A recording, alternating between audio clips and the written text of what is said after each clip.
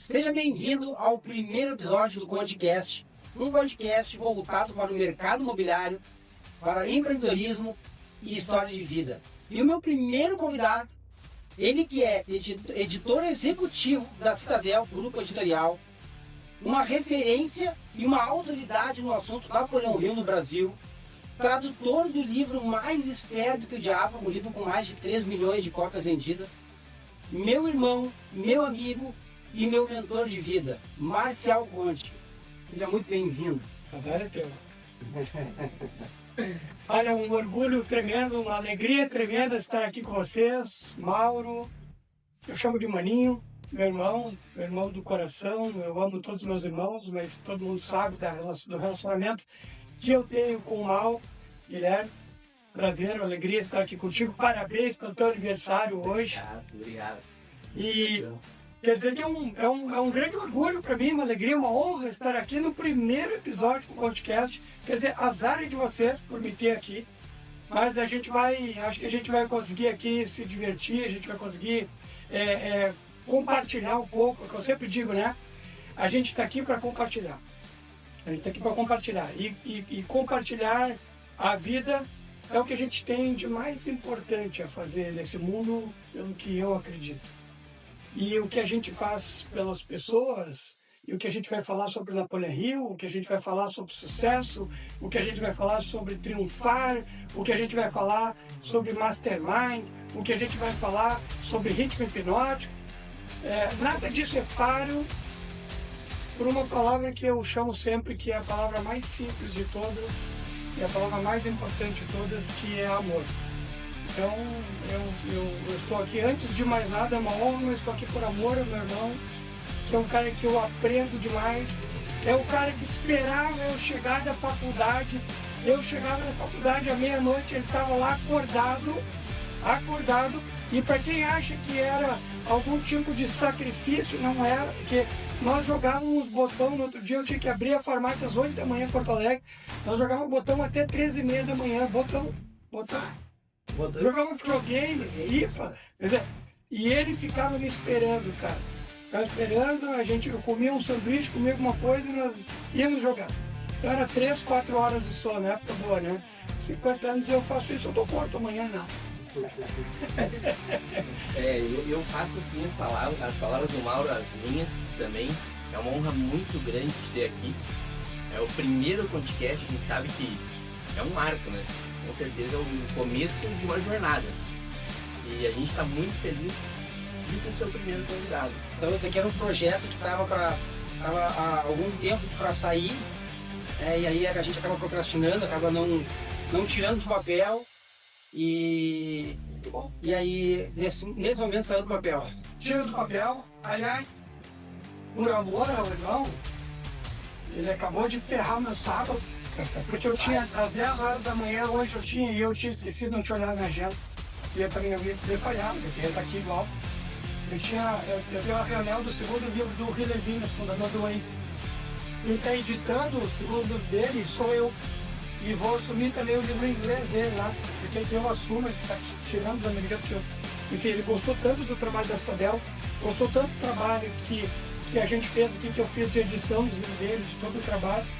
Eu estou fazendo o segundo livro dele, e o segundo livro dele vai ser publicado no Brasil antes de ser publicado nos Estados Unidos. E às 10 horas, ele quer falar às 10 horas do mês de sábado. Então vai ter que ser, ele não pode outra hora. Então ficou para 10 horas da manhã de sábado. Então me deve uma manhã de sono.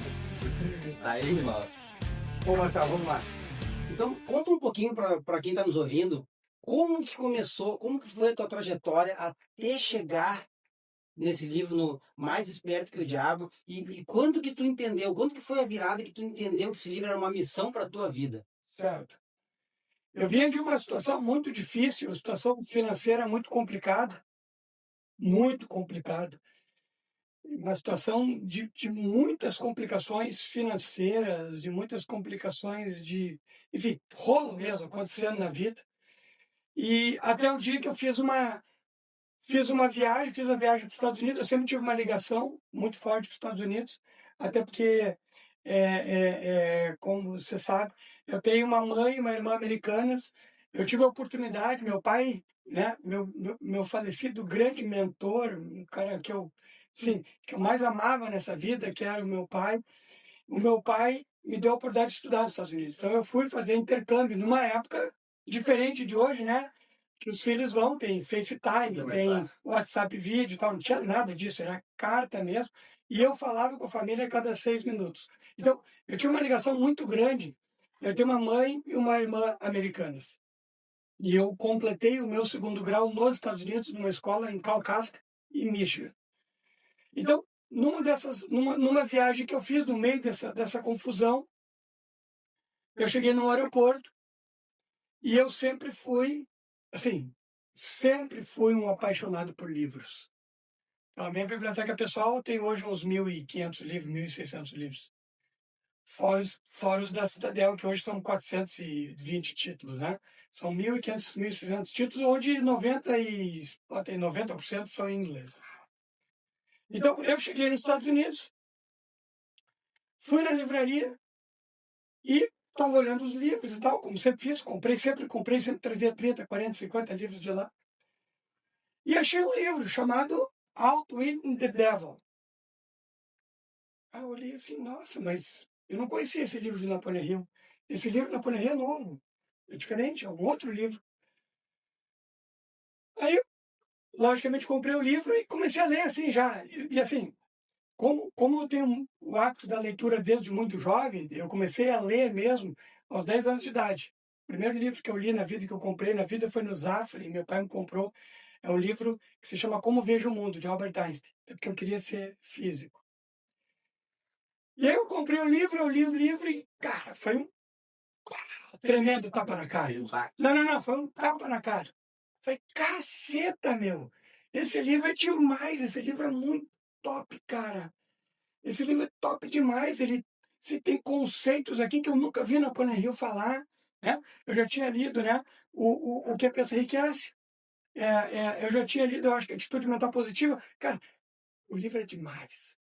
Aí eu falei, nossa, tem conceitos aqui únicos. Eu vou fazer o seguinte, eu tenho amigos no Brasil, tem meu tio no Brasil também, que, pô, vão se beneficiar demais desse livro. Esse livro é único. Eu falei, ó, quando chegar no Brasil de volta, eu vou na Saraiva, falecida Saraiva, e vou comprar o livro. Passaram-se 10 dias, eu li o livro, sei lá, em 1, 2 dias. Voltei para o Brasil, fui nessa Saraiva. Não, esse livro não tem. Como não tem? Não tem porque não tem ou não tem porque não tem? Né? Não tem porque não existe no Brasil? Não existe, nunca foi publicado no Brasil. Aí foi na Cultura. Nada. A internet não é como é hoje, né? Isso era em 2013. Aí eu falei, não é como é hoje, mas procurei e tal, dei uma olhadinha aqui, uma olhadinha ali, nada. Aí peguei atrás do livro aqui assim, olhei naphill.org, papapá, mandei um e-mail, né? Aí o Thiago Nico, do primeiro podcast que eu participei sobre o livro, ô, bro, mas conta pros primos aí, foi o pitch? De ver, foi pitch nada, cara, que pitch o quê? Eu tava todo ferrado, todo fodido, que pitch nada, eu só queria dar o livro de presente. Eu peguei lá, fiz um e-mail bem comum, daquele estilo bem clichê. A função foi para presente. Claro, eu queria comprar o livro em português, porque eu não ia dar o livro em inglês, né, para as pessoas. Então, eu ia dar o livro em português. Então, eu mandei lá o Dear Sir, Mary, papapá. Voltou um e-mail. Volta um e-mail de uma senhora chamada Nydia Sturgill. Para ter uma ideia, hoje o grande secretário, digamos assim, o gerente lá, o cara que faz tudo para o Don Green, que é meu mentor pessoal, chama-se Zane Sturgill. Ele é neto dela. Ela me respondeu e falou, olha, o CEO mundial da Fundação Napoleão Hill quer falar com você. Comigo, cara, eu tô aqui todo fludido, todo... O que esse cara quer comigo, cara? Ele quer falar com você. Meu e-mail, Skype. Sei lá, marcou o Skype 2, 3 dias depois, entrei no iPadzinho Skype. Aí eu puxo ali o Skype, entra aquele senhorzinho, cara de milionário, camisa quadriculada, né? Aquela cabelinho branco, sorridente, querido, a cara de americano rico. Bem americano. Mas muito americano. Tradicional. Aquele sotaque assim, ó. Hoje eu estou acostumado. Mas aquele sotaque que eu não podia perder a boca dele. Se eu perdesse, eu não entendi o que ele estava falando, porque no vídeo já é mais difícil. Uma pessoa de mais idade já é mais difícil. Ele com 80 anos. E aquele sotaque lá da Virgínia. Então, cara, um sotaque carregadíssimo. Eles engolem palavras. E eu não podia perder, né? Aí entrei com ele. Quando eu dei um good afternoon para ele me olhou e falou assim: o seu rosto me é familiar. Aí E ele sorriu para mim e falou: você é parecido, você tem o sorriso do Clement Stone. Eu falei: quem é Clement Stone? Aí ele disse assim: Clement Stone foi o cara que organizou a vida de Napoleão Hill. Foi o cara que, tipo assim, organizou a fundação Napoleão Hill. Organizou as finanças de Napoleão Hill. Eu falei: pô, que legal. Aí comecei a contar para ele da minha vida, como é que eu estava, minha situação. Pô, eu tô bem complicado, minha vida financeira está difícil. Pá, pá, pá, pá. Bom, mas resumindo, assim, foi 1 hora e meia de conversa. Até que ele disse assim: olha, alguma coisa aqui, e aqui me diz que você tem que levar esse livro para o Brasil. Aí eu falei: não, mas eu já lhe disse, eu trabalho no mercado de saúde, com farmácia, com outras coisas, laboratórios, pá, pá, pá, pá. Não tem nada a ver, né? Laboratório de manipulação, não tem nada a ver com com o livro. Aí ele falou: não sei, alguma coisa aqui diz que isso pode ser uma missão para você. Aí aquilo me tocou, eu falei: não, mas tal. Ele falou: não, pode ser, papapá, papapá. Bom, resumindo a história, acabou que veio o manuscrito para o Brasil, né? Veio para cá. Comecei a tradução do material. Quando passaram, sei lá, 1 semana, 2 semanas, a minha esposa viu eu traduzindo com dificuldade, porque eu sou terrível, eu tenho muita dificuldade na datilografia, né? Diz que eu sou antigo quando falo datilografia. Hoje na digitação, né? Ela falou: sai daí. Então ela ficou lá, ela me ajudou, ela ficava digitando, eu ficava em pé na sala, narrando para ela, olhava assim em inglês, dizia a frase, daqui a pouco ela dizia: aí, essa frase não tá boa, refaz. E assim se foram 7 meses. Agora eu abro um parênteses. Uns 3 anos atrás, eu tenho um vídeo aqui, né? Eu tenho um vídeo aqui comigo, num dos encontros da Fundação Napoleão Hill, que inclusive eu vou para lá agora, dia 22, que todo dia 26 é Napoleão Hill Day. Então, desses encontros de Napoleão Hill, o neto de Napoleão Hill, que é meu amigo pessoal, também é um mentor para mim, me contou: Marcel, deixa eu te contar uma coisa, porque eu contei para ele isso. Tal. Minha esposa me ajudou e tal, foi importante, porque ela digitou, eu sou ruim de digitação, ele falou: deixa eu te contar uma coisa. Napoleão Hill, em 1936, quando ele começou a fazer o Think and Grow Rich, que é o Quem Pensa Enriquece, ele estava em Nova York. Ele acabou de escrever em 37, e ele fez o livro inteiro, ele fazia anotações à mão. E a esposa dele datilografava. Ele ficava em pé. E a esposa datilografava. A diferença entre eu e ele é que Napoleão usava um cachimbão, fumava cachimbo. Que, aliás, depois teve uma discussão entre eles na interna, depois ele provou. O neto dele provou que ele fumava cachimbo. Então, a tradução ficou pronta. E aí tinha um trabalho que era de fazer o livro ser publicado no Brasil. Sim. A gente estava conversando sobre isso. Como é que foi para ti quando tu decifrou o nome ali, traduziu, e quando tu chegou assim: cara, como é que eu vou botar esse livro? Bom, tu tá falando de diabo. E a gente sabe que quando tu fala em diabo, todo mundo quer correr. E aí tu estampou na capa mais esperto que o diabo. Como é que foi na hora, assim, tu pensando: cara, esse o nome? Tinha uma outra tradução para fazer ou não? Teria uma outra tradução? Teria qualquer uma. Teria como, então? Não, na verdade você pode. O editor de um livro no Brasil, ele tem todo o direito, com raras exceções. Algumas exceções contratuais, e são exceções. O editor tem todo o poder para alterar o título. Sim. Mas a maioria dos nossos títulos não condiz literalmente com o título. E aqui foi uma coisa importante: o tradutor que confia em si mesmo, ele não segue ipsis literis o que está lá literalmente, ele não pode. Sim. Assim como aqui, Eu nunca tinha traduzido nada, mas eu já sabia, eu fui estudar, fui entender. Você não pode traduzir literalmente. Qual é a função do tradutor? Ele tem que colocar numa linguagem Mais próximo. a mais próxima possível do que o autor quer dizer. Então, ele tem que ser um conhecedor da obra do autor. Para não tirar a essência. Ele não, exatamente, ele não pode tirar a essência do negócio. Então, por exemplo, tinha algumas expressões aqui que não chegam a traduzir. Tinha algumas expressões muito antigas. Imagina que esse livro é de 1938. Ele começou certamente a escrever, ninguém sabe exatamente, mas 36, 35. Então, imagina que lá em 1938 não tem como. E uma das expressões, eu travei a tradução. E, de propósito, propositalmente, eu parei a tradução e falei, eu vou até achar a palavra, que é a palavra mais importante do livro. Olha bem, anota bem. A palavra mais importante deste livro é uma palavra que não tem uma tradução literal para o português, que é uma palavra chamada drifter. Drifter. O que é to drift? To drift, em inglês, significa estar à deriva. Então, por exemplo, diz uma expressão assim, the ship is drifting. Né? O navio está à deriva. Assim que seja, the ship is drifting. Ok? Mas um drifter, ele pode ser, tanto, ele é um adjetivo, mas ele poderia também ser um substantivo. Então, ficou uma coisa complicada. Eu conversei com várias pessoas, eu fui falar com vários professores de inglês, e aí eu travei ali. Eu falei, cara, como é que eu vou... Proposital. Claro, eu falei, cara, eu tenho que parar, porque essa expressão é muito importante, porque drifter é citado umas 40 vezes no livro. Importante, então. Não é importante. É a mensagem central do livro. E aí, quando chegou, eu cheguei assim, cara, eu preciso achar a palavra. E aí parece clichê, foi no banho.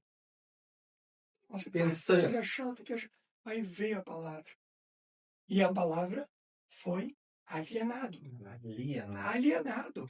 Essa palavra, pode ter certeza do seguinte, essa palavra hoje é muito usada, os caras têm usado, mas não era usada. Era muito pouco usada para isso. Começou através do mais perto que o diabo. Foi pelo mais perto que o diabo que as pessoas começaram a usar a palavra alienado. Essa palavra não era muito usada. E aí, como é que é usado o alienado? Quem é o alienado? Quem é o alienado? O alienado é aquele cara que vive ao sabor da maré. É o cara ou a mulher, ou seja quem for, que ele não decide as coisas por si mesmo. Não se domina. Ele não domina a sua própria mente. Ele vai de acordo com a maré. Com aquela velha expressão, Maria vai com as outras. Ele não Ou seja, gosta da vida dele. Ele não toma posse da vida, exatamente. Ele ouve todo mundo e não sabe que decisão tomar, então ele vai tomando uma decisão aqui, outra lá, outra aqui, outra lá. Ou seja, ele vai ao sabor da maré. Às vezes as pessoas confundem. Pô, Marcelo, mas então significa que eu tenho que me fechar? Cara, longe disso. Longe disso, não é isso. O que o Napoleon Hill está dizendo, e o que eu estou dizendo é o seguinte, cara, você escuta todo mundo. Você pega todas as variáveis envolvidas. Você escuta todas as pessoas. Você traz todas as informações. Mas quem decide é você. O propósito já definido. Você é quem vai decidir. Sobre propósito, depois eu quero falar um negócio que eu não falei em lugar nenhum, que eu vinha pensando ontem sobre propósito. Eu estou sempre criando conteúdo, né? A gente está sempre com muito conteúdo. Propósito é uma coisa legal, eu tenho para falar uma coisa legal depois. Traz que a gente quer. Pode lembrar, isso deixa para depois, deixa para o final. Eu quero falar sobre propósito, porque propósito é um negócio muito legal. E eu até quero vou discutir um pouco com o Joel sobre isso. E aí, esse negócio de propósito é muito legal, porque eu não vi ninguém falar sobre isso. E eu vou fazer, é um negócio que meio que é uma disruptura do que as pessoas hoje falam. Porque Napoleon Hill fala, e dentro de todos os livros de Napoleon Hill, e assim, eu tive o privilégio, tenho, né, o privilégio de ser o editor de Napoleon Hill. assim, foram mais de 10 mil páginas, e Napoleão fala muito de propósito, muito de propósito. Ou seja, de todos os livros de Napoleão Hill, o primeiro de todos os princípios de Napoleão Hill é ter um propósito definido, ou ter um objetivo definido. Pode traduzir como quiser. Que até 2% da população mundial vai conseguir completar o propósito definido, né? Vai conseguir. É o que Napoleão Hill diz, né? Que são os que não são controlados pelo diabo. 2% é muito pouco. 2%. É o que ele diz, né? É o que as pessoas sempre perguntavam para ele também. Perguntavam muito para ele, perguntavam para mim também. Pô, mas vem cá, o negócio do diabo existiu ou não existiu? Ele entrevistou o diabo, entrevistou o diabo. É isso. Aí eu vou lá e respondo. Quem é que sabe? Eu vou afirmar que ele não entrevistou o diabo? Eu não vou afirmar que ele entrevistou o diabo. Pô, mas tu está sendo ridículo. Foda-se, eu não estou nem aí. Cagando, você está sendo ridículo. O fato é que ninguém pode provar se ele entrevistou ou não entrevistou. Ah, mas foi uma metáfora que ele usou. Pode ter sido. O livro inteiro. Pode ter sido. Agora o que importa é a mensagem. E só respondendo a pergunta dele sobre o diabo. Eu fui muito criticado. Todo mundo que eu falava dizia, diabo não vende. Diabo não vende. Mas, Celso, como é que editor se mata, se joga da pilha de livro que não vendeu? Ouvi muito isso. Ouvi isso demais. Porque, assim, hoje, na minha vida, quanto mais crítico eu recebo, mais eu vou a fundo daquilo que eu estou pensando em fazer. Porque ali tem uma semente. É o que o Napoleão disse. Foi uma intuição tua? O quê? Não, sempre. Sempre. Aí tem insight, né? Quando tem alguma coisa Sempre. ali. Sempre uma intuição, porque, cara, Foi contra tudo e contra todos. na verdade, nós chegamos, e ali está a Pami é testemunha. Não dá para mostrar a Pami, né? Não. A Pami está ali. Chegamos em Belo Horizonte, achando que ia arrebentar. Nossa, fazer palestra, isso era 2015. Fazer palestra, o livro. Só que o livro não era o mais perto do diabo de hoje, né? Hoje, quem conhece um pouquinho de livro conhece mais perto que o diabo. O livro não era conhecido. Eu tampouco. Então, chegamos no BH Shop para palestrar. Chegamos lá e tinha um monte de cadeira. Eu falei, nossa, as cadeiras logo já tá cheia, né? Que é o sonho de todo autor. A cadeira vai estar cheia, vai estar lotada de gente, vai estar um monte de gente querendo me ouvir e tal. Rapaz, chegamos lá. Aí começou a passar o tempo, né, para mim? Passou o tempo e nada. Nada, até que no final, assim, aí as pessoas pensam assim, encheu. Não, ficou vazio. Continuou vazio, cara. E aí eu olhei assim, ai, para mim agora. Aí apareceram 3 mulheres. As 3 mulheres olharam para mim, fizeram o sinal da cruz, apontaram o dedo para mim e falaram assim, isso é blasfêmia, isso é blasfêmia. Imagina a minha alegria em discutir com elas, tendo, né, toda a dificuldade financeira, paga a passagem, vai para Belo Horizonte, não tem ninguém para discutir. Aí eu aproveitei. Aí eu olhei para ela, só que tem assim, há muitas moradas na casa de meu pai. Quando eu for e você tiver preparado o lugar, eu voltarei e os levarei comigo. As 3. Aí eu falei, assim, ele conhece a Bíblia. Eu falei, lógico que eu conheço a Bíblia. Aí assim, por que você blasfema? Eu falei, por que você blasfema? Eu falei, quem foi o homem, quem é ainda? Quem é o homem mais esperto que o diabo que existe no universo? Jesus e Deus, o Filho e o Pai, e o Espírito Santo.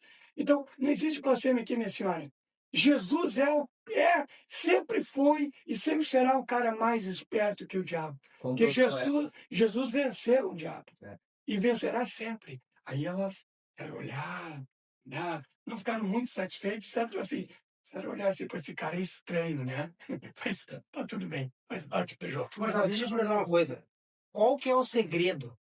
Tá? Qual que é o segredo do livro Napoleão Hill impactar tantas pessoas hoje no mundo? Inteligente essa pergunta. Essa pergunta é muito inteligente. É o que eu falo com meus autores. Sempre que a gente está fazendo e está Hoje eu tenho o privilégio, né? E aí eu já vou responder a tua pergunta. Eu tenho o privilégio de ser editor de um monte de gente que é muito top demais, né? Assim, então, né? Sou editor do Joel J, sou editor do Thiago Nigro, sou editor do Bruno Perini, do Referência. cara fenomenal, do Marcos Buais, bom, um dos meus melhores amigos, né, para mim, assim, um cara que é um dos maiores gênios que nós temos no Brasil, que é o professor Clóvis de Barros. A gente, né, eu tenho o privilégio de falar 2, 3 vezes por dia com ele, a gente está produzindo livro para caramba. Então, assim, o que eu posso dizer para ti, o que eu sempre digo, assim, cada autor tem a sua forma, a sua maneira de impactar. Clóvis de Barros tem a maneira dele, Thiago Nico tem a maneira dele, o Joel, que é um cara fantástico, um cara de maior alta performance do Brasil, é o cara de maior alta performance, um cara de maior. Para mim, o maior mindset que tem é o Joel. Né? O Joel é um cara espetacular. Ele tem a maneira dele escrever. Né? Napoleon Hill tem um jeito muito peculiar. Quando Napoleon Hill escreve, e olha a genialidade dele, estamos falando assim, primeiro livro publicado em 1928. 1928, The Law of Success. Ele escreve de um jeito que o livro foi feito para você. Hoje. Hoje. Ele escreve de um jeito que o livro foi feito para você. Ele não é um livro para o grande público. Ele escreve para você. Escreve para ti. É muito profundo. Você está lendo o livro e está dizendo assim, nossa, isso aqui é para mim. Nossa, isso aqui é para mim. Nossa, eu já passei por isso. Então, ele sabe como manter o leitor ativo, vívido e forte na leitura. E constante na leitura. Por quê? Porque ele sabe como escrever de tal forma que tu não vai parar de ler. Não consegue. E como aquela mensagem é para ti. Aquela mensagem é tua. Então, todo mundo que tem Mais Esperto que o Diabo, se pegar o Mais Esperto que o Diabo novamente hoje, sempre que eu vou ao podcast, as pessoas escrevem, mandam pra gente mensagem, pô, eu vou reler o livro. Releia. Porque cada vez que você pegar o livro para ler, você vai ter um novo insight. Porque a tua vida, como já dizia Heráclito, né? Lá no passado, você nunca vai tomar banho no rio 2 vezes. Porque o rio não é o mesmo, porque você não é o mesmo. Tudo muda. Se eu voltar aqui amanhã para fazer esse podcast, eu já não sou o mesmo. Vocês já não são os mesmos. Tudo impactou, tudo mudou. Então, a nossa simples presença no mundo já impacta o mundo. É por isso que eu sempre digo, se você está no mundo, impacte o mundo. Azar que o outro vai pensar. Impacta o mundo. Dane-se o que o outro vai pensar. Faça aquilo que os ditames da tua consciência vão dizer se está certo ou errado. Faça aquilo que você acha que está certo ou está errado. Você tem que ser consistente consigo mesmo. Antes de ser consistente com qualquer coisa neste mundo, seja consistente consigo mesmo. Porque você vai ter que se encarar a vida toda. E a vida não é curta, não. A vida é a coisa mais longa que você vai experimentar. E você vai ter que conviver consigo mesmo pro resto da vida. Então, como diz o professor Clóvis, né? Eu também, eu gosto que eu falo, eu gosto como eu penso, eu gosto, sabe? Puxa a autoestima. Como diz o meu querido autor também, que é um cara fantástico, William Sanches, eu me amo e está tudo bem. Eu me amo e está tudo bem. Eu tenho minhas imperfeições, eu tenho minhas dificuldades, tenho minhas limitações. Quem não tem? Mas vai adiante. Acredite em si, né? Acredite em si. É muito mais do que acreditar, Guilherme. É muito mais do que acreditar. É uma coisa que eu chamo, e aqui eu peguei do Carlos Castanheda, eu estou relendo até os livros dele. Carlos Castanheda, lá do passado, que ficou vivendo com os índios xamãs, e lá com o Brujo Dom Juan. E tem um negócio que para mim impactou muito nos livros. Assim como tem o Alienado e Não Alienado de Napoleão Hill, do Mais Esperto que o Diabo, tem Carlos Castanheda, assim, isso me impactou demais, um conceito que me impactou demais. Se chama intento inflexível. É muito mais do que força de vontade. É muito mais do que vontade. É muito mais do que desejo. É intento inflexível. É você colocar algo na cabeça e dizer assim, eu tenho essa meta, eu tenho esse objetivo. Ninguém, nem nada no mundo vai me tirar. E se você pegar os grandes performers do mundo, todos os caras que impactaram o planeta, todos os caras que impactaram a história, todos os caras que fizeram diferença no mundo, foram criticados, foram sacrificados. Bom, o maior de todos eles, né? O cara que veio trazer a mensagem de Deus para o mundo foi crucificado. Precisa dizer mais do que isso. O cara que só fez o bem, o cara que né, só plantou coisas boas, só ensinou que o amor era a saída. O cara que falou que você tinha que amar o próximo tanto quanto ama a si mesmo. Esse cara foi crucificado. O que você vai esperar dos outros? Então você não tem que esperar nada de ninguém. Não vai agradar o... Não vai agradar mesmo. E você não tem que estar aqui para agradar. É. Você tem que estar aqui para ser consistente, para causar impacto e para saber o que você quer. Ah, mas muitas vezes eu não sei o que eu quero. Eu também. Vai descobrindo. Mas não pare. Se parar, ferrou. O universo é feito disso. Né? O átomo. Se a eletrosfera, se o elétron não ficar na eletrosfera girando em volta do núcleo, acabou o mundo. O mundo colapsa. Então, o mundo precisa disso. Para mim, isso é Deus. Quando me perguntam, mas qual é a tua visão de Deus? Eu falei, cara, Deus é uma visão. Deus é tão fantástico, tão fenomenal, é tão magnânimo, cara, que para mim, assim, como eu estudo muita física quântica, desde os 10, 11 anos de idade, eu queria ser físico.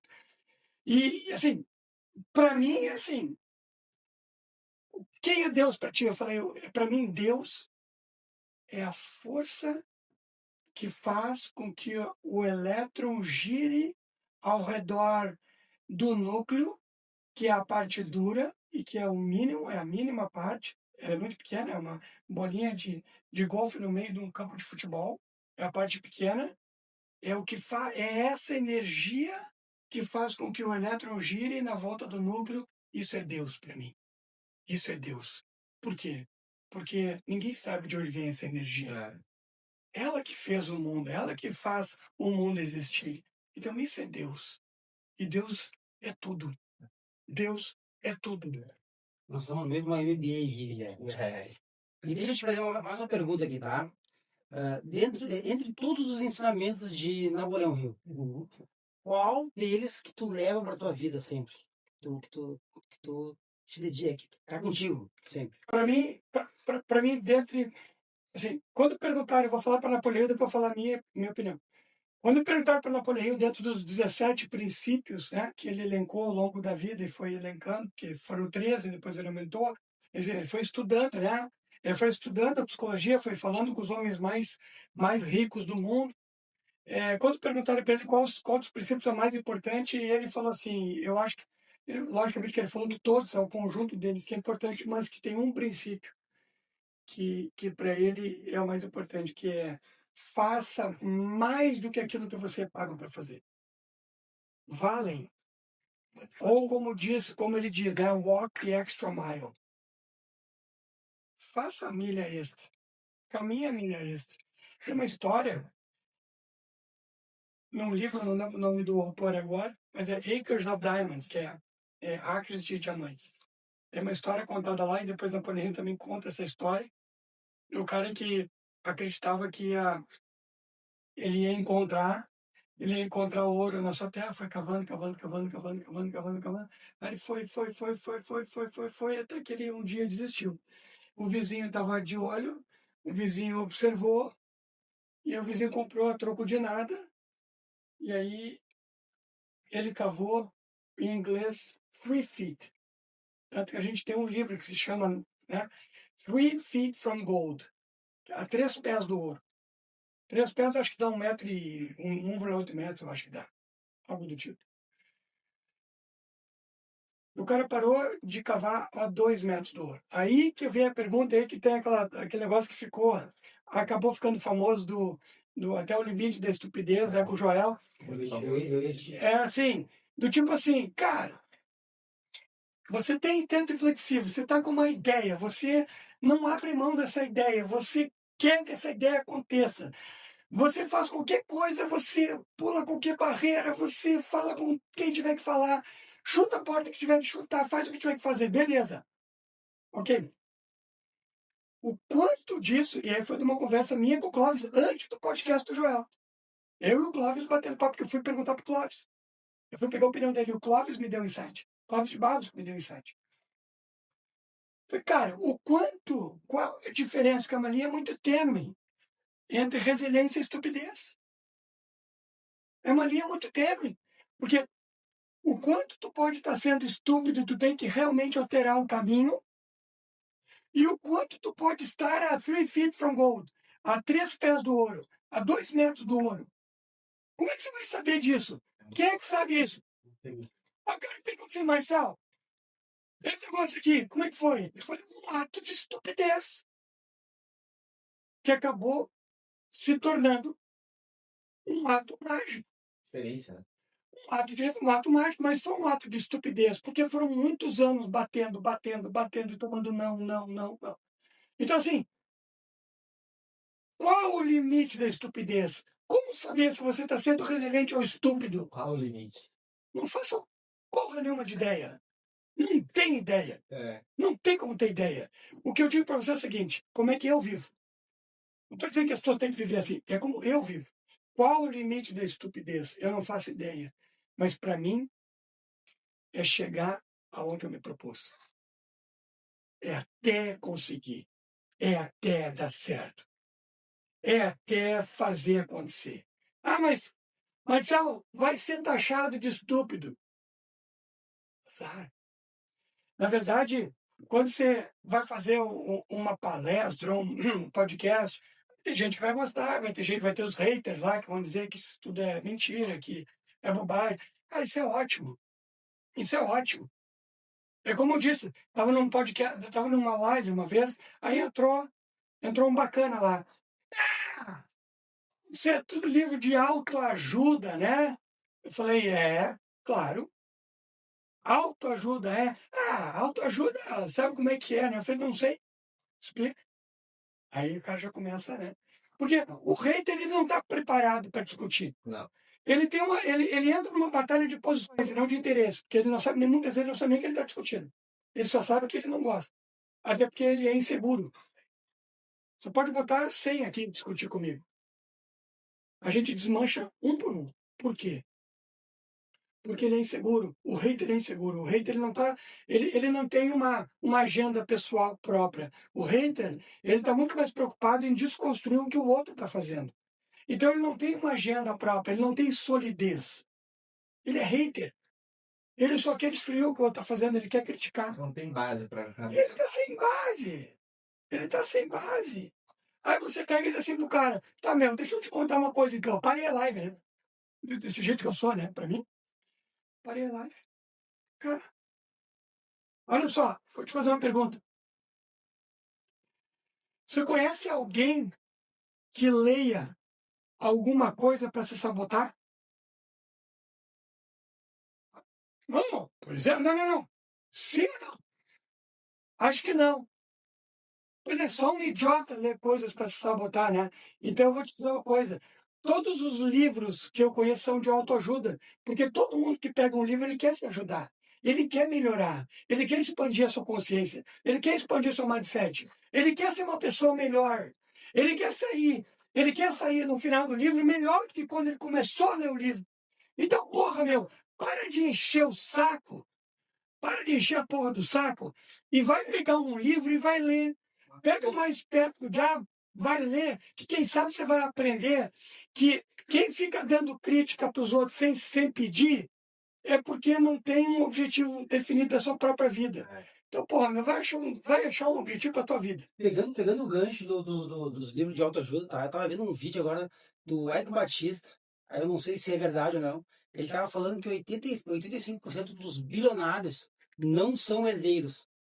Ah, 85 dos bilionários não são herdeiros e o que eles têm em comum, eles leem mais de 50 livros por ano e livro de autoajuda. Eu vi hoje. Isso foi Muito legal. não sei se é real. Eu não vou opinar porque não sei. Não, eu não sei se o dado é real, mas ele disse que 85% dos bilionários novos não são herdeiros e todos eles têm em comum que eles leem mais de 50 livros por ano e livros de autoajuda. É possível. E dali eles tiram alguma ideia, né? Daí eles tiram alguma ideia. Mas, cara, os livros, Os livros que chamam de autoajuda, hoje a gente chama de desenvolvimento pessoal. Mindset, desenvolvimento pessoal. São todos livros muito ricos, cara. São livros ricos, são livros que te trazem insights, te trazem muito conteúdo, muito conteúdo. Porque assim, eu pergunto pro Don Green, assim, Dom, qual é o melhor investimento a fazer hoje em dia? Ele vai olhar para você, como fez para mim, vai dizer assim: o melhor investimento que você pode fazer é em você mesmo. O melhor investimento que você vai fazer é em você mesmo. Fica lá dentro. Fica lá dentro. Fica lá dentro. Até eu tava comentando até, eu vou pegar o gancho aqui para ter uma ideia também. Como é que foi para ti quando tu notou em si mesmo que tu estava deixando de ser um alienado? Como é que foi a tua volta? Como é que foi esse momento para ti? É que assim, todos nós nos alienamos em alguns pontos. Ninguém é não alienado. É o que as pessoas perguntam assim. Se você pegar o livro Mais Esperto que o Diabo 2, que aliás é um livro fenomenal, começando a bombar e cheio de exercícios. Eu fiz aqui o epílogo dele e eu coloquei lá no final. O diabo, isso está na Bíblia. O diabo é como um leão que ruge à espera de sua próxima presa. Então Jesus disse: sejais vigilantes. Quando? Sempre. Pô, Marcelo, mas tu é o cara que é especialista na Napoleon Hill, já leu mais de 10 mil páginas na Napoleon Hill, estuda na Napoleon Hill, discute na Napoleon Hill, e se aliena, claro, lógico. A vigilância é constante. Então, nós temos que ser vigilantes constantemente contra a alienação, porque a alienação não é uma coisa, não é uma coisa absoluta, não é uma coisa única. A alienação acontece em vários pontos da nossa vida. Então, você nunca deixa de ser um alienado por completo. São momentos. O que você precisa é dominar a sua mente, tomar as suas próprias decisões e saber que a dopamina barata de hoje em dia, a dopamina fácil. Até estamos escrevendo agora um livro fantástico. O Dr. Juliano Pimentel está escrevendo um puta livro sobre vícios. Né? Vai ficar pronto daqui a uns 3 meses. Um grande autor também nosso. Assim, se você pegar o vício no álcool, o vício na droga, o vício no jogo, o vício nas telas, como é que a pessoa está? Vamos lá. Vá agora para um restaurante e observe as pessoas. Onde é que elas estão? Telefone. Elas não estão ali. Elas estão fisicamente ali. A mente está em outro lugar. Então, as pessoas estão com você, mas não estão. Eu tenho me policiado muito. Eu ainda cometo esse erro muitas vezes. Porque a gente recebe muita coisa, né? Eu tenho 348 grupos ativos trabalhando em autores e livros sendo feitos. Mas eu preciso me policiar. E aqui eu cito um exemplo do meu grande amigo, que até estarei com ele logo mais, o Dr. Jorge Gerdau, meu grande amigo pessoal, meu autor, um dos caras mais fabulosos que eu tive a oportunidade de ser editor. Dr. Jorge Gerdau, a primeira coisa que ele faz quando você senta para almoçar com ele, ele pega o celular e guarda. Ele olha para você e te faz perguntas autênticas. Se eu trouxer o Dr. Jorge Gerdau aqui e fizer perguntas sobre a minha história, ele vai te contar toda a minha história. Por quê? Porque ele prestou atenção. Ele não ficou ali fazendo de conta que estava interessado em mim. Ele estava interessado em mim. Então, eu procuro fazer isso com meus autores. Eu procuro trabalhar assim com meus autores. Agora, recentemente, né, lançamos também o livro do Piponzi, o fundador e dono da Droga Raia, Drogazil. Cara, ele é um dos caras mais fabulosos, meu grande amigo, um irmão, um amigo hoje. Assim, é outro cara. Ele senta e dá atenção.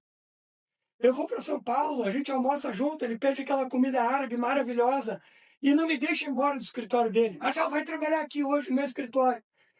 Aí, a oportunidade de participar. O Mauro já teve a oportunidade. Então assim, cara, são pessoas maravilhosas. E pessoas que te dão atenção, 100% da atenção. Vive aquele momento ali. Vive aquele momento ali. 100% da atenção. Vamos lá. Eu tenho uma curiosidade aqui, acho que quem está nos escutando também Em um momento de dificuldade, qual a dica que tu dá pro cara manter a disciplina e a clareza no momento de dificuldade? Boa pergunta. No momento de dificuldade, o que sempre me ajudou muito, muito, muito, muito, foram, primeira coisa, o apoio das pessoas. É você cultivar pessoas em que na dificuldade você possa ter essas pessoas para conversar, para estar junto, para te dar dicas. Então, assim, as pessoas são a coisa mais importante que tem, a nossa família, né? A minha família, é o que eu sempre falo, a minha esposa, minhas filhas, são tudo para mim. O Mauro é uma dessas pessoas também, que é tudo para mim, é um cara que, né, que eu amo tanto. Eu sei como amo meus outros irmãos, mas amo tanto esse cara. Então, assim, pessoas que você tem que ter, você tem que cultivar as pessoas, você não pode nunca esquecer disso. Então, em primeiro lugar, a família, os amigos, tenho amigos maravilhosos, tenho pessoas maravilhosas. Uma vez eu tava não sei se era uma palestra, alguma discussão, e um cara disse, não, porque não é assim, esse negócio de network não é bem assim. Você tem no máximo uma mão cheia para no momento de dificuldade. Desculpa, meu amigo, eu vou ter que discordar veementemente. Aí, como assim? Falei, eu posso enumerar, eu pego a minha lista, minha agenda, e eu posso te citar aqui mais de 150 pessoas que eu posso ligar e eu tenho certeza que vão, de alguma maneira, me ajudar, me acudir, me dar atenção pô, mas então tu é uma exceção. Falei, quem sabe? Eu realmente prezo a conexão com as pessoas. As pessoas têm aquela, né, têm aquela ilusão de que bater uma selfie ou, por alguma razão, conseguir o telefone de uma pessoa famosa ou um bilionário vai te fazer entrar para o círculo. Não vai. A coisa mais importante, aqui eu estou fazendo o livro do Bruno Avelar, meu irmão, meu amigo, sim, tenho falado com ele muito. Falamos ontem no livro do Bruno, tá espetacular, tá fenomenal. Para não fazer um podcast só para falar do livro, como é que foi, o encontro meu com ele. Nós nos abraçamos e choramos, assim, cara, foi um reencontro. O Bruno fala muito, cara. E eu concordo 100% com ele. 100% com ele. O network, na verdade, é servir. Só que as pessoas pensam o contrário. Elas pensam o network como algo a teu serviço. Não é. Não é. Network é você estar a servir. Mas sabe como é que tu tem tanta gente, tanto contato, tantos amigos, tanta gente que tu pode contar contigo? Sabe por quê? Porque as pessoas podem contar comigo antes de eu contar com elas. Tu mais serve do que servir. Mas assim, 1000 vezes mais. Meu celular está sempre pronto para servir. Sempre pronto para servir. E não para ser servido. Então, as pessoas têm aquela ideia de... E aí as pessoas dizem assim, ah, não, eu não vou pedir favor para o fulano, depois eu vou ficar devendo um favor lá. Eu adoro isso. Se alguém vem pedir ajuda aqui, eu venho aqui, passo lá, faço para o outro. Normalmente é para os outros. Sim. E é ajudar por ajudar. Aquele transbordo, sempre. Não precisa ter nada em troca, porque a vida te traz. Eu tive tanta gente boa, tanta gente maravilhosa, tanta alma fantástica, tantos amigos, tanta gente que me ajudou nesse caminho, cara. Eu jamais vou dizer assim, o self-made man, um cara feito por mim, feito nada, cara. Eu sou o resultado dos encontros das pessoas, de todo o mindset que eu adquiri ao longo de todos esses anos, com todos os meus autores, com todos os meus amigos, com toda a minha família, né? O próprio Mauro me ensinou tanta coisa. Então, assim, cara, tanta gente que me ajudou, eu nunca, jamais eu poderia ser idiota. Eu disse assim, ah, foi eu. Não, cara, foi tudo feito. Nós somos o resultado desses encontros. E esses encontros, que são inéditos, como diz o Clóvis, esses encontros é que fazem a nossa vida. São esses encontros que fazem com que a vida valha a pena. São todos esses momentos que fazem com que a vida valha a pena. Porque você imagina que ele tivesse só um momento bom. Cara, são nos momentos difíceis, momentos complicados, momentos, né? E são nesses momentos que tu faz grandes, grandes, grandes relacionamentos. Já diz os americanos, brothers in arms, né? Os caras que lutam lá no exército juntos acabam virando irmãos para sempre. Por quê? Porque estão na trincheira tomando bala e estão um protegendo o outro. É naquele momento, não é na festa. A festa pode ser também, mas não é ali. É quando você sabe que você pode contar com o outro. Então, os meus amigos, os meus autores, a minha família sabe que pode contar comigo. Sabe que vai vir um cara que vai levantar contra um exército e vai dizer: não importa o resultado da batalha, eu vou levantar e vou lutar. Ah, mas nós vamos ganhar. Não garanto. Mas eu garanto a luta. A vitória não. Garanto a luta. Então nós vamos levantar e lutar. Só que a maioria das pessoas se esconde. Aí vem a questão do medo, né? Sim. Aí a pessoa tem medo. Aí a pessoa tem ou medo da crítica, ou assim, os 6 medos elencados por Napoleão Hill, né? O medo da crítica, o medo da morte, o medo da doença, o medo da pobreza, o medo de ficar sozinho, né? O medo de perder um amor. Quer dizer, tudo isso está envolvido com essa coisa do medo. E a pessoa, quando está com medo, o que ela faz? Trai, né? Ela... Congela. Sério. Congela, córtex pré-frontal para, você para de imaginar, para de pensar, você para de ter soluções. E você deixa de ter soluções, deixa de pensar em soluções. Aí você faz o quê? Congela. As pessoas dizem: pô, Marcelo, mas dizem que a humanidade chegou até aqui justamente por aquela glândulazinha chamada amígdala, não é essa aqui, é a amígdala do cérebro. Que é a amígdala que traz essa que eu chamo, Napoleão chama também, cautela. Existe uma diferença entre ter medo e ter cautela. Quando você tem medo, você para. Quando você tem cautela, você segue andando com cautela.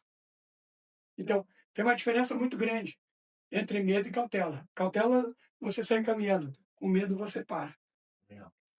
Marcelo, qual um hábito que mudou a tua vida? O hábito da leitura. Estudo. O hábito da leitura mudou tudo. O hábito da leitura mudou tudo.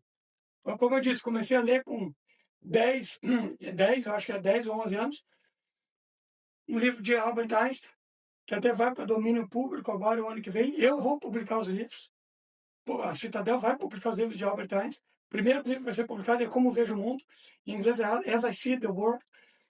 E o ato da leitura muda tudo, porque tem coisas que só a leitura faz por você. Ela ativa partes do teu cérebro que nada, nem a escuta, nem o visual consegue fazer. A leitura consegue. Por quê? Porque no momento que você está lendo, você tem que processar, você tem que imaginar e você já vai buscando insights. Então, o hábito da leitura, para mim, é a coisa, assim, é o hábito mais importante que eu adquiri na minha vida.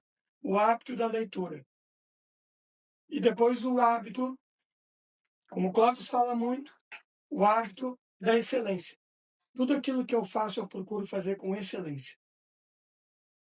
Ah, Marcelo, então, quer dizer que tu vai até a perfeição. Não é isso que eu estou falando, é fazer com excelência assim. Você sabe, você procura meios, você procura recursos, você busca conhecimento para fazer aquilo da melhor maneira possível, para fazer de uma maneira excelente, para fazer com amor, para fazer com intenção. Não só o que me pedem, mas além. Você tem que fazer além, cara. Se você não fizer além, você Vai ser um comum. Isso aí, vai ser um comum. Não tem mal nenhum ser comum, aí depende do que o cara quer, que eu sempre digo. Não tem mal nenhum. Assim, é que eu para mim não serve. Eu quero buscar mais, eu quero saber mais, eu quero conhecer mais. O meu grande objetivo dessa vida é conhecimento. Você perguntar para mim, qual é o teu grande objetivo? Sabedoria e conhecimento. Eu vim para cá para adquirir sabedoria e conhecimento. Eu tenho sede de conhecimento. Eu tenho sede de sabedoria. Eu jamais vou dormir sem ter aprendido um conceito, alguma coisa nova no dia anterior. Não tem como. Não tem como, não consigo. Então, se você buscar conhecimento e sabedoria, ninguém nem nada vai tirar isso de você. E se você conseguir transformar isso, aí vem agora a ação. Se você conseguir transformar, pegar todo o teu conhecimento e transformar, fazer isso com que isso vire uma ação, você vai fazer alguma coisa, você vai empreender. O empreender é isso, você buscar conhecimento dentro daquilo que tem e fazer acontecer. Né? É o que o Ray Levine fala. Assim, os caras vão criando aplicativo, e é dito por um cara que vendeu 2 empresas por $2 bilhões, né? Assim, os caras fazem um aplicativo e não botam no mercado. É. Por quê? Não, estou esperando ficar 100%. Nunca vai ficar. Então, o que ele diz? Olha a visão do Relevin no livro Apaixone-se pelo Problema e não pela Solução. Que, aliás, ainda é mega seller. O que ele diz? Ele diz o seguinte: é melhor você testar quando tem pouca gente ou quando tem muita? Quando tem pouca, né? E aí, quando tem pouca gente, você... Isso está no segundo livro agora que nós estamos editando. O que ele diz? Cara, para você ter o feedback, não é por pesquisa. Como é que ele diz? Senta na frente do usuário, cara a cara, e pergunta para ele tudo que está bom e tudo que está ruim. Não é só teoria, é prática. Não. Senta na frente do cara. Não precisa pegar 1 milhão de pessoas. Não precisa pegar 10 mil pessoas. Não precisa pegar 1.000 pessoas. Pega 20 pessoas. Bota usar o teu aplicativo. Depois junta essas 20 pessoas, olha olho no olho e diz assim, o que está bom, o que está ruim. Tá show. Bom, infelizmente a gente está chegando no final, né, e eu quero te fazer aqui 3 perguntas. Se Napoleão Hill estivesse vivo hoje, o que tu perguntaria para ele? Eu perguntaria para Napoleão Hill, primeiro, se ele está orgulhoso do meu trabalho. Deve estar. Olha, tá bem orgulhoso, né? Seria a primeira pergunta. Foram mais de 3 milhões no Brasil, né? No Brasil. No Brasil, entre todos os downloads e tudo, né? Então, assim, eu perguntaria se ele está orgulhoso do trabalho, porque essa é a minha missão e minha promessa para o neto dele, para o Don Green, de fazer com que o trabalho seja feito com excelência, com amor, com garra, e para que todas os lares e casas do Brasil, escolas, onde tenham pessoas que saibam ler, tenham pelo acesso aos livros de Napoleão Hill. Então, seria uma pergunta que eu faria para ele. Mauro, eu queria só fazer uma pergunta para ele, porque são 13 livros do Napoleão Hill. São 13 livros escritos diretamente por ele, e mais, ao todo a Fundação Napoleão Hill tem mais de 110 títulos. Foram feitos mais de 60 livros entre palestras, programas de rádio, programas de televisão, gravações que ele deixou, manuscritos que não foram lidos, depois foram transformados em livros. Tem muita coisa, né? Tem muita coisa que ficou guardada de Napoleão Hill, tem coisa que está aparecendo ainda, né? Sim, legal. Agora, por exemplo, nós estamos lançando os 12 Milagres da Vida. Eu vi algo sobre isso. Os 12 Milagres da Vida, que são manuscritos que foram encontrados, a Fundação compilou.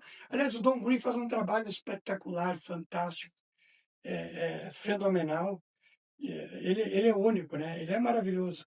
Ele onde ele estiver, ele me atende. Então, uma mensagem que tu deixaria para aquela pessoa que está tentando, que está na luta, na batalha todos os dias? Primeiro, que ela pare de tentar.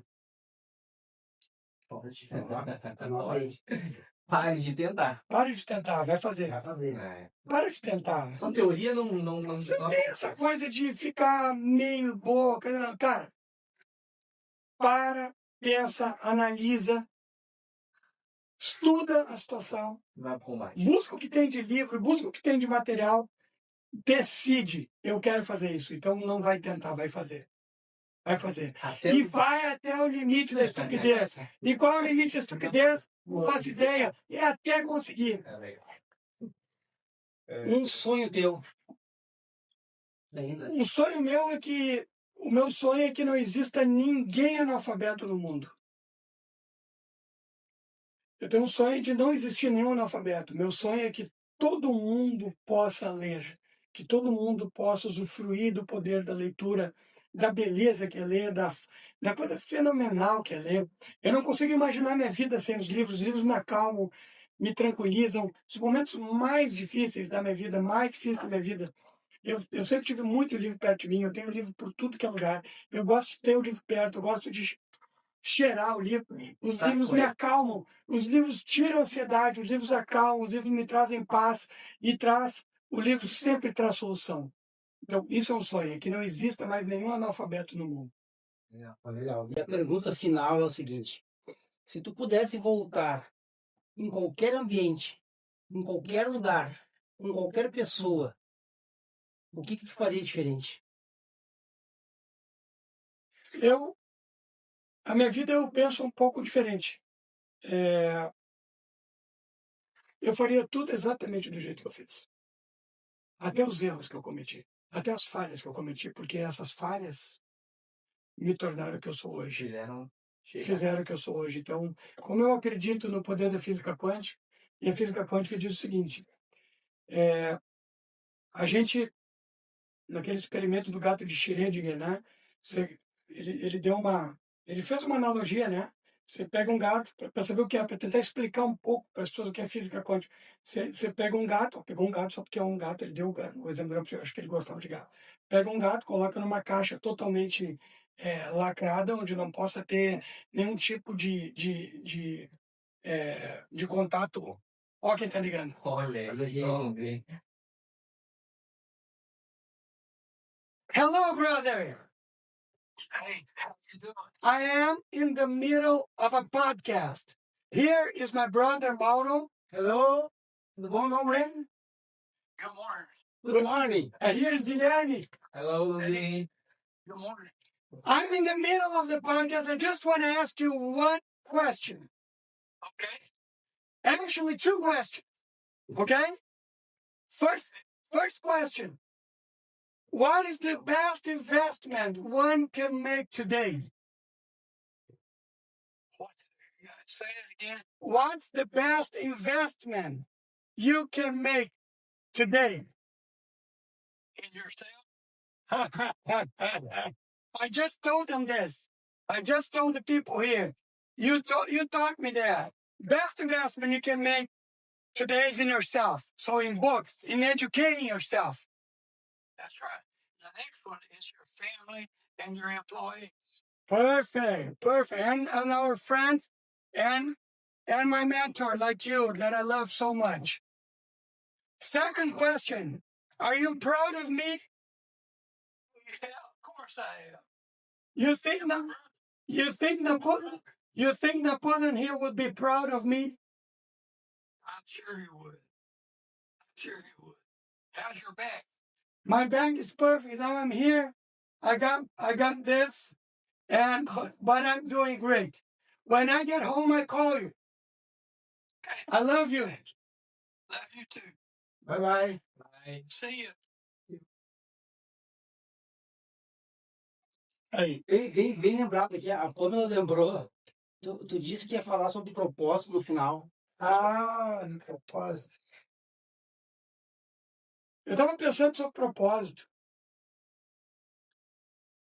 E aí surgiu uma coisa que as pessoas dizem, né? O próprio Napoleão Hill. Você tem que ter um propósito definido, você tem que ter propósito. Aí hoje todo mundo fala objetivo, propósito. Só que eu pensei o seguinte, cara. Todo mundo tem um propósito. O problema não está no propósito. O problema não está no propósito. E aqui, Joel, vai um desafio para ti. Vou mandar pro Joel isso. Joel, desafio. Você vai ter que escrever sobre isso. A gente vai discutir sobre isso. Valeu. Propósito. Todo mundo tem. A questão não é propósito. Não é ter propósito. Não é isso a sacada. Porque todo mundo tem um propósito. Às vezes o cara tem um propósito de ser para beber. O cara tem um propósito de ser para se drogar. O cara tem é um propósito. Nós não estamos julgando aqui se o propósito é bom ou ruim. É uma decisão dele. É uma decisão. Ele tomou a decisão. Ele tem como meta. Ele vai fazer. Ele tem um propósito de se sabotar. É um propósito. Então, todo mundo, a sacada não é ter propósito. A sacada é saber alinhar o propósito com o teu desejo interior daquilo que vai te trazer benefício para a tua vida. Então, a sacada não é ter propósito. É o propósito estar alinhado com o que você realmente quer. Então, essa é a grande sacada. Não é ter propósito. É que o propósito esteja alinhado. Porque o propósito não tem. A questão é que o propósito tem que estar alinhado com o que você realmente quer. É isso? Marcelo, eu queria te agradecer muito pela oportunidade de estar aqui. Tu é um cara que está no podcast do Joel J, Thiago Negro, e aí a gente está começando aqui, startando um projeto novo e ter o teu tempo aqui. Então, muito obrigado, sabe o quanto eu te amo. Esse podcast não é menos importante. Tu sabe a importância que tu tem na minha vida, sabe o quanto é importante para mim. E dizer o quanto eu te amo. e te agradecer que isso aqui um MBA, uma faculdade, foi uma manhã de muito aprendizado. Muito obrigado. É isso aí, parabéns. Está muito, muito feliz mesmo. Olha, parabéns pelo podcast de vocês. Eu sinto muito honrado de estar aqui. Eu tenho certeza que o podcast vai ter muito sucesso. Tenho certeza que a galera do mercado vai ficar muito feliz. A galera do mercado, principalmente, vai ganhar muito com o podcast de vocês. O Mauro sabe que é um cara que eu amo demais, meu irmão. E aprendo com ele todos os dias. Eu tenho certeza que vocês vão bombar nesse podcast. Eu tenho certeza que o sucesso já é de vocês.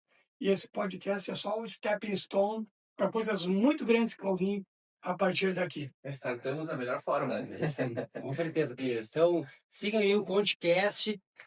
Esse podcast vai para o YouTube e outras plataformas também, né, Guilherme? Isso. Vou botar então em todas as plataformas. Vou deixar os livros aqui para vocês fazerem um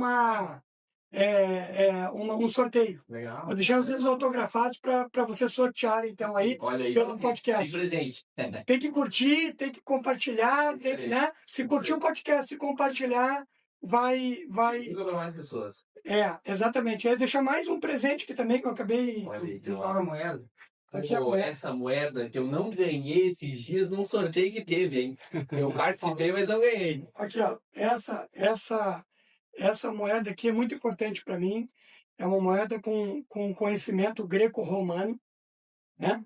Onde os estoicos, principalmente Marco Aurélio, imperador de Roma, né? Os principais estoicos, Marco Aurélio, Epicteto e Sêneca, mas Marco Aurélio usava muito. Eles tinham isso até tatuado no corpo. Onde que você tem uma ampulheta, símbolo da passagem do tempo da vida, símbolo de que o tempo passa, o tempo é inexorável, ninguém vai parar o tempo. Tem uma caveira, símbolo do que os estoicos acreditavam, símbolo de que também eu acredito que nós estamos vivendo aqui uma experiência material, somos seres imortais, somos espíritos indestrutíveis vivendo uma experiência material. E aqui tem uma tulipa, que significa a beleza da vida, o ineditismo da vida, a intensidade da vida. Então, os estoicos usavam para 2 momentos. Primeiro, para quando fazer um negócio espetacular, e aí o ego subia, você se acha o melhor do mundo, você acha que você é o único, você acha que... E aí você pegava a moeda, brinca com ela e pensa assim, o tempo vai passar, ele está passando. Eu sou mortal, eu sou vulnerável. E os encontros são inéditos, o sol nasce para todos. Mas mesmo hoje, estando desse jeito, o meu ego não pode tomar conta. Eu tenho que lembrar quem eu sou. Eu tenho que lembrar que eu sou mortal. Eu tenho que lembrar que eu sou humano. Eu tenho que lembrar que eu preciso das pessoas.